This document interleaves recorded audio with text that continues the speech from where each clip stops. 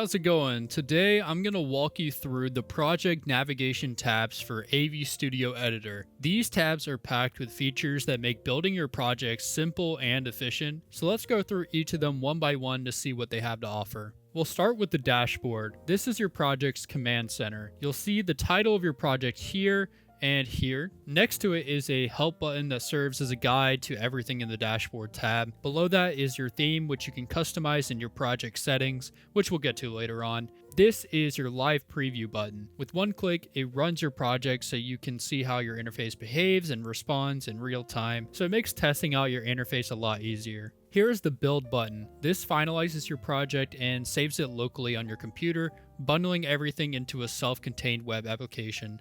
After that, it's ready to deploy to something like AVstudio's app container, a web browser, or a control panel. Next is the settings button. Here you can clone your project or delete it, or you can access your project settings. In the project settings, you can change the name, the theme, and the splash screen. You'll also find options to set custom environment settings, enable the debug console, and rename your final exported build to keep your files organized. Finally, we have project connectors. AMX native support is on the way, but in the meantime, AMX systems can be controlled using WebSockets or MQTT, and Muse in particular. Crestron and web connectors are already available as well. Moving out of the project settings, let's go to our next tab, and that is the Pages tab. These are the main UI screens your end users will see and the core of your project's layout. So here you can create a page, you can name the page, you can assign if it's adaptive or responsive upon creation, and then once it's up, you can mark it as the start page. And from here, you can open it up in the editor and begin building with our drag and drop tools. Subpages is pretty much the same thing, except they can be nested inside a page or even inside another subpage.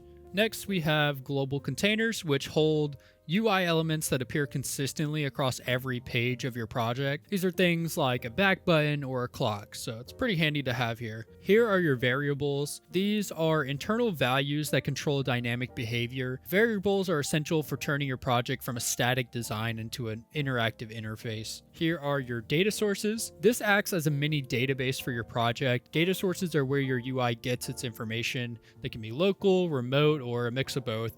You can store your own lists and settings here or pull live data from devices so your interface always stays in sync. Next are functions. AVstudio already gives you a fully dynamic interface without coding. They're small logic blocks written as simple expressions or JavaScript that let you customize behavior exactly the way you want. You can compare values, react to JSON data, format text, control visibility, or highlight active elements with just a few lines of logic. They're optional but powerful. They give you an extra flexibility to add custom rules or advanced behavior whenever you need it. And the final tab we have is media assets. This is pretty self-explanatory. This is your centralized library for images, icons, and other media. This keeps all your media assets organized in one place. And that about concludes our walkthrough of the project navigation tabs. If you need any additional help, feel free to check out our documentation page. And if you have questions, don't hesitate to comment below, email us, or visit our community portals, all of which are going to be linked in the video description. Thank you for watching. We hope this video guides you as you build your upcoming projects.